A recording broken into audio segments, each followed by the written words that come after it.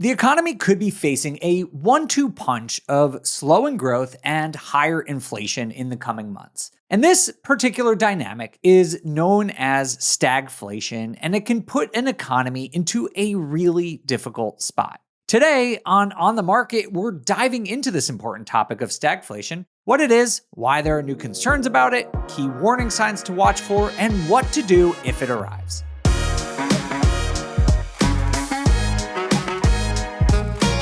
Hey everyone, it's Dave, head of real estate investing at BiggerPockets. In addition to that job, I am also a housing market analyst, I'm an investor, and a somewhat obsessive watcher of everything having to do with the economy. And as I've been doing that in recent weeks, I've seen a new trend develop. And this trend is really coming from people on both sides of the aisle and from many different backgrounds. And what I'm seeing is people talking about the prospects and risks of something called stagflation. This term, you may have heard it before, it's been thrown around here and there, but fears of stagflation currently are on the rise. And although, to be clear, we do not yet have evidence of stagflation, there are, in my opinion, enough warning signs going off that we should all be talking about this. Stagflation is one of those things that can be really, really detrimental to economy. It could set it back for years. And so if stagflation does actually arise, it's going to impact the housing market and the day-to-day lives of almost all Americans. So I really encourage you all to pay a close attention here to this episode and this important issue. That said, let's start off with the simple stuff. What is stagflation? Stagflation is the unfortunate combination of two negative economic conditions at the same time: high inflation and recession, or slow growth. And you probably all know this, but either of those things, one of them on their own, is bad enough, right? No one wants inflation. No one wants slow economic growth. But those things sort of do happen in the normal course of business and economic cycles. But the combination of both things, both inflation and slow economic growth at the same time, is particularly harmful to an economy in a couple of ways that may not be obvious, but in ways that we are about to discuss. So anyway, that is the definition, but let's talk about why this actually matters. Typically in an economy, inflation and unemployment, which is one of the key markers of economic growth, are inversely correlated. That's just a fancy term that means that they move in opposite directions. So when inflation goes up, usually unemployment goes down. When inflation goes down, usually unemployment goes up. That is an inverse correlation. So normally, as part of the normal business and economic cycles that economies go through, there are periods where they have one of these things, either high unemployment or high inflation from time to time, but rarely do they have both. And this pattern that typically happens is called the Phillips curve. If you want to do some of your own economic research after you listen to the episode, or you want to be super uncool at your next party you go to, you can go check this out. But it is a real thing. It's called the Phillips curve, and it is not a rule. It does not always happen, but it describes a pattern that is very commonly. And this commonly seen relationship makes logical sense, at least to me, and it makes sense that it drives a lot of the business cycles of expansions, peaks, recessions, and troughs that we are all used to seeing. It goes a little bit like this. When the economy is expanding, normal times, things are growing, unemployment tends to go down. Businesses are booming, they're hiring more, so unemployment goes down. Then when more people are working, wages start to go up because there is less labor available and businesses need to pay people more to retain them at their jobs. And this drives consumer demand. When the people are earning more money, they tend to spend more money. And that ultimately leads eventually to higher inflation, because when there's more money flowing around the economy, there is more demand for the same amount of goods. That is one of several common ways that inflation starts, and this is a very common one. So in a nutshell, lower unemployment tends to lead to higher consumer demand, which can lead to higher inflation. Eventually, in this cycle, what happens is inflation gets bad, and the Federal Reserve or the central bank of whatever government you're talking about raises interest rates. This is one of the tools that they have to fight inflation.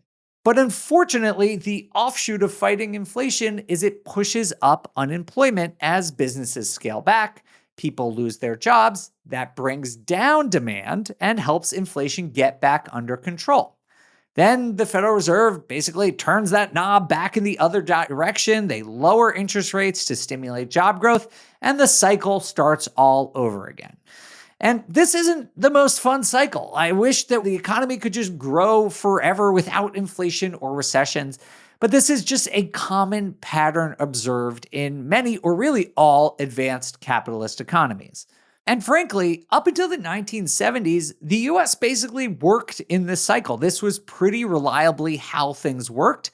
But then in the 70s, for the first time, at least that I have data for, it might have happened, way back in the day before we had good record keeping. Between 1973 and 1975, the US economy posted 6 consecutive quarters of declining GDP. So, there's different definitions of recessions. To me, that is very clearly a recession. And at the same time, during that long year-and-a-half-long recession, which is a long one, inflation tripled. So that was a really big, dramatic period of stagflation, exactly what we're talking about. And remember, this is different from that cycle that I was just talking about. Normally, you would see either these GDP declines or inflation not at the same time. It usually takes some unusual set of geopolitical or economic circumstances for stagflation to arise. And I will spare you all the full economics lecture here, but a lot of things were happening in the 1970s that contributed to this. Some of them were oil shocks. There was loose monetary policy that arguably shouldn't have existed and that worsened inflation. We saw a lot of changes to fiscal policy, like Nixon's wage price controls. We went off the gold standard. The Vietnam spending was getting really dramatic. And so all these unusual things combined to create this stagflationary environment. And I'm sure you probably all intuitively know this by now by the very fact that we're talking about it, but this is a really bad situation because inflation eats away at your spending power as a consumer, while slowing growth and rising unemployment decreases household incomes, it reduces business incomes, and it just causes general economic pain. So the long and short of it is stagflation is bad for normal people and businesses alike. And the big challenge here is not that it's just bad, it's that it's hard to fix. There really aren't many great ways to fix stagflation. Normally, when something goes wrong in the economy, we turn to the Federal Reserve as one of several levers that we can pull to manage economic cycles. Congress controls fiscal policy while the Federal Reserve controls monetary policy, and they both tend to work together to try and sort out these economic issues. The Fed is particularly relied on here because they're the ones, their task, their job from Congress is to balance this seesaw of rising unemployment and rising inflation. Remember, I said that works in a cycle. When unemployment goes up, inflation tends to go down. When unemployment goes down, inflation tends to go up. And so there's this sort of natural balancing act that is required. And in the United States, the Federal Reserve is tasked with creating that balance. But stagflation in particular, you're probably seeing, I think, the challenge here is that stagflation puts the Federal Reserve in a really tough spot and it eliminates one of their tools, one of their only tools to try and fix the economy. Normally, when inflation gets high, they raise interest rates because that will reduce overall demand. And yes, it will damage employment rates, but it will get inflation under control. But with stagflation, they may not want to do that. They may not want to raise rates because they don't want to make unemployment even worse or slow economic growth even further, which can happen with higher rates. Conversely, when unemployment is high, the Fed usually lowers rates to spur job growth, but they may not want to do that either for fears of increasing inflation even beyond where it is. So not only is stagflation sort of outside the normal economic cycle, it takes away one of our only tools for dealing with economic challenges. Just candidly speaking, the Fed, it doesn't have that many tools for managing the economy. In a lot of ways, it's just this blunt instrument. And stagflation makes it hard for them to use the few effective tools that they do have. And this issue, by the way, if you've been paying attention to what's been going on in the news, this issue about putting the Fed in a tough spot is greatly contributing to the very public showdown that is going on between President Trump and the Fed chairman, Jerome Powell.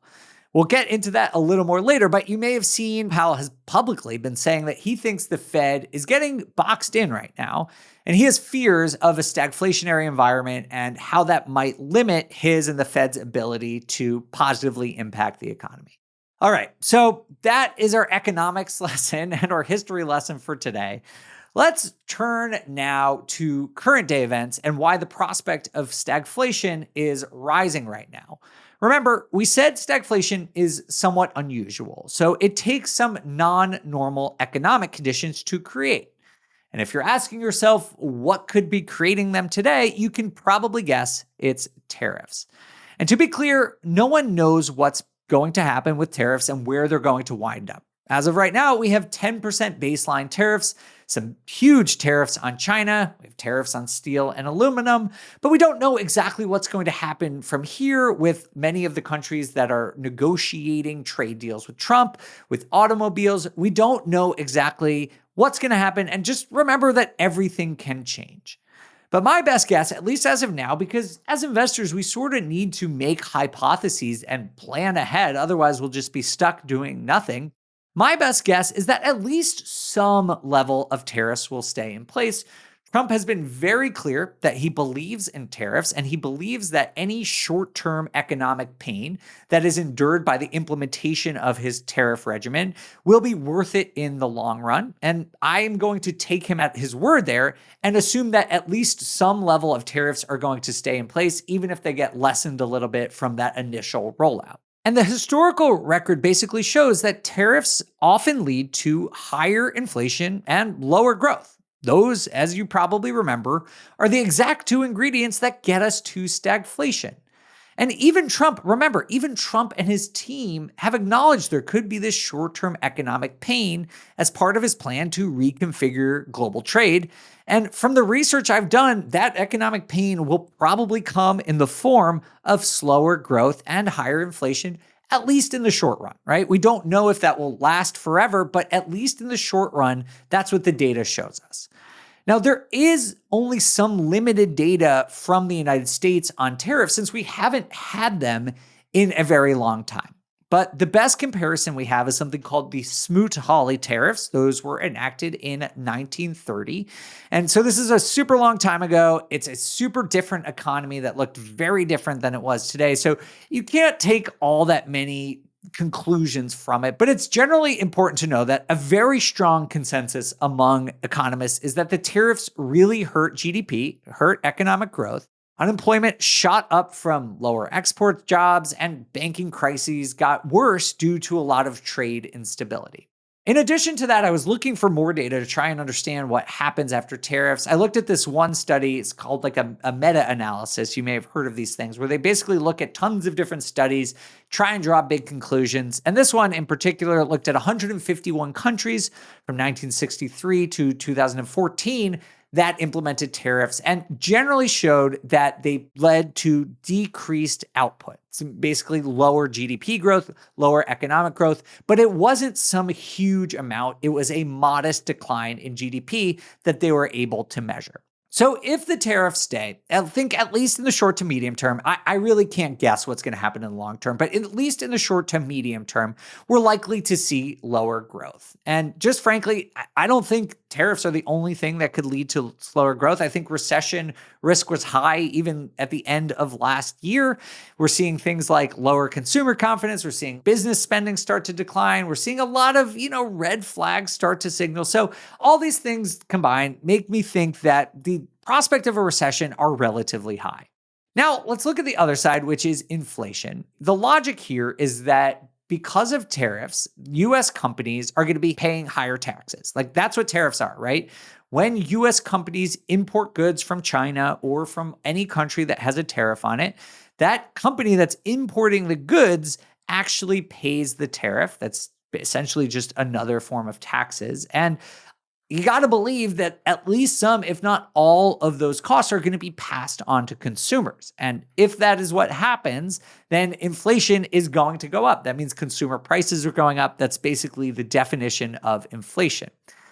The consensus forecasts that I've seen, and when I say consensus forecast, it means I try and look at data from all sides of the aisle, from all kinds of different organizations, public organizations, private organizations. I look at all of them and I try and form a consensus of generally where people think things are going to go. And there is a pretty strong signal here that almost everyone, every study that I've looked at thinks inflation is going to go up. But it's not that crazy. So like Goldman Sachs, for example, predicted, at the beginning of the year, they were saying inflation would be about 2.1% this year. So essentially getting down to the Fed's target. They've revised that now and think it's going to be 3%. So going up a little bit. Deloitte has gone from 2 to 2.8%. Fannie Mae has gone from 2.5 to 2.8%.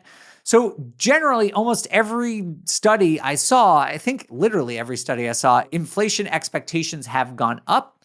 But I haven't seen a single forecast that thinks we're going to see inflation in that like 2021 or 2022 level or anything like that. It's not saying we're going to get to 5%. I haven't seen that. I don't think 7, 9%, which is what we peaked at in 2021. So keep this all in perspective, right? But these combination of likelihood of recession and likelihood of inflation, both of them going up, is why stagflation is in the news right now. Tariffs have historically driven up inflation and they hurt growth. That doesn't mean this is definitely going to happen. I want to make that clear. We need more time to get that data, but there is a logical reason why people are talking about stagflation. And I personally think it's important to talk about, as evidenced by the fact that you're listening to this podcast right now and I am talking about it. Now, if you want to try to quantify the risk of stagflation, which I do because I'm an analyst and I can't help myself, most forecasters still think that stagflation is not the most probable outcome, at least in the next year. Comerica projects a 35 to 40% chance of stagflation, assuming partial tariff rollbacks and Fed rate cuts. So again, they're saying those risks are less than 50%, assuming some partial tariff rollback and Fed rate cuts, both of which are uncertain. And so we'll see if that happens. The University of Michigan model shows just a 25 to 30% probability, while UBS raised their stagflation risk up to 20%, but they warn of basically, quote unquote, what they call a mini stagflation, not something that's as dramatic as the 1970s. And in fact, I haven't seen anything that suggests that stagflation could, if it does occur at all, could get to that 1970s level. Actually, what was kind of interesting to me was the most pessimistic group seems to be coming from Wall Street. Actually, according to Business Insider, 71% of fund managers expect global stagflation within 12 months, which is much more pessimistic than everything else that I've seen. But if I had to sort of summarize what I've learned from some pretty extensive research into what experts think are going to happen here, it's that stagflation risk is high. It's probably the highest it's been since the 1980s, but most still think that we'll avoid those risks, right? That combination of things that I just said, although it may seem contradictory, both things can happen, right? We may have gone up from a 5% risk of stagflation to a 40% risk of stagflation, but since it's 40%, it's still not the most likely outcome that's going to happen. And the other consensus I think I gained here is that even if it does happen, I, again, haven't seen anything that suggests this big, protracted 1970s style stagflation situation is likely. It's more likely to be short-term than what happened in the past. But again, I want to caveat that most of these assumptions are based on somewhat of the status quo. And so if the Federal Reserve doesn't cut interest rates, if Trump actually goes through with firing Jerome Powell, if he, instead of striking more deals with trade partners to lower tariffs, increases tariffs in the future, I don't know if those things are going to happen, but if any of those things happen, at least to me, the risk of stagflation is going to go up a lot and may actually become the more probable outcome. But I think we have to wait and see if any of those things actually materialize over the next couple of months before updating what I think might happen next. But so far, we've mostly been talking about stagflation in theory. I want to just share some thoughts about what this all could mean for real estate investors. If stagflation occurs, and again, that is a big if right now, I am not saying that's going to happen. I just am here trying to educate everyone that there are risks that this can happen, what it is, and how it could play out so you're prepared. Stagflation for everyone, what it means that it's rough for almost everyone in terms of day-to-day living. As I said before, inflation takes away spending power, while higher unemployment and slower growth bring down total economic output. It basically just squeezes consumers from both sides, and it's not good. Hopefully it doesn't happen, but if it does, hopefully it will be short-lived. Now, in terms of just going beyond just ordinary Americans, like what does this mean for real estate investors? I did a bit of research into what happened to real estate and real estate investors in the 1970s during the last period of stagflation, and it's pretty interesting.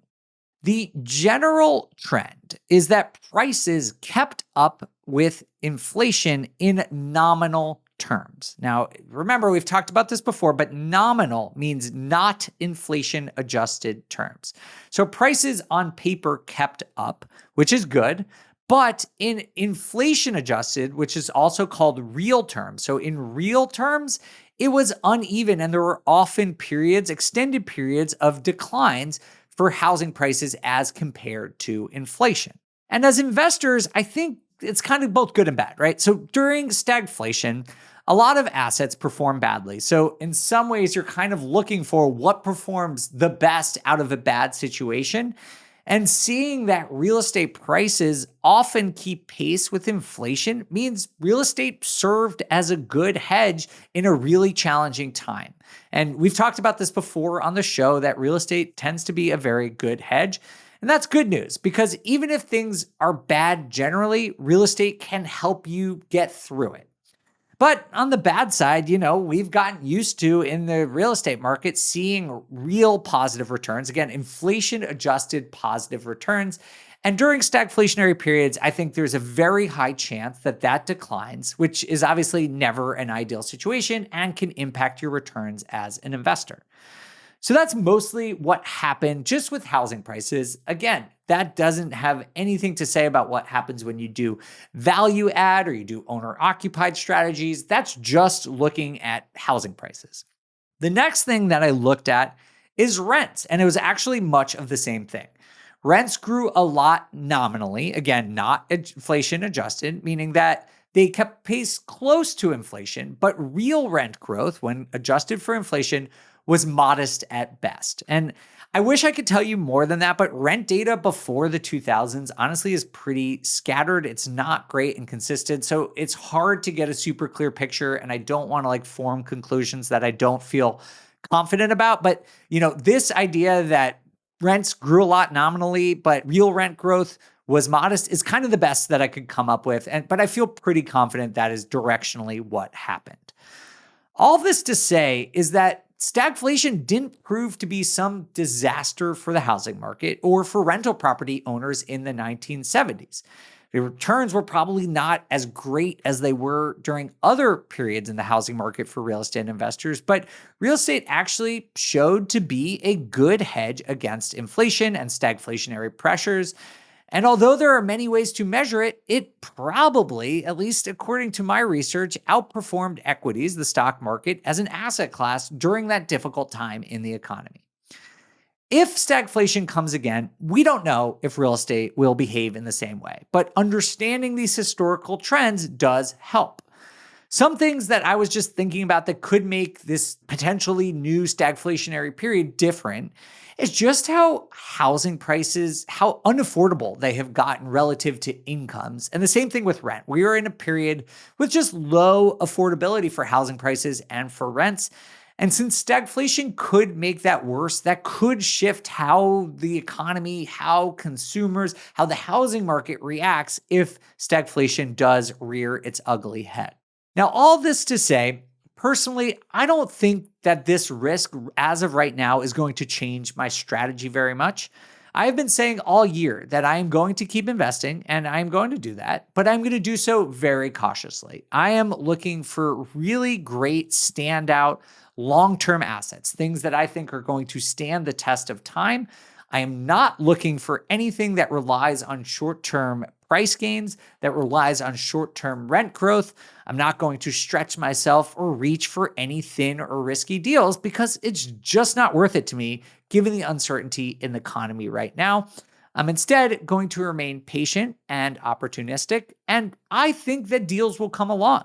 This type of uncertainty, it does raise risk. Absolutely, do not get me wrong. But typically the way these things work is when there is more risk, there is more opportunity. And for investors who are willing to be patient and to really focus on finding those great long-term assets that will perform over several years, not over the next 6 to 12 months, you might be able to really set yourself up with some great assets to add to your portfolio. So that's my take. Just as a recap, I see why stagflation concerns are rising, and I am concerned myself. I will be keeping a close eye on the data trends and will obviously keep you all posted too. But as of right now, I think it's too early to say if stagflation will actually occur, and if so, how bad it might get. For now, instead, I encourage everyone to first and foremost stay informed. That is the most important thing you can do in these environments, is to keep an eye on key economic data, to learn about things like stagflation and what contributes to them. Secondly, I will encourage you to stay patient during this uncertainty and only go for strong, obvious deals. And the third thing is just to continue to think long term. Real estate has always been a long-term game, and right now there is a lot of short-term uncertainty. But investing for the long term, at least to me, always makes sense.